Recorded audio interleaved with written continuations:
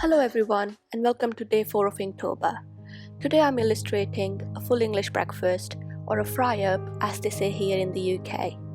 I know some might find it too heavy or a bit greasy to eat a full English breakfast first thing in the morning, but it is quite a treat.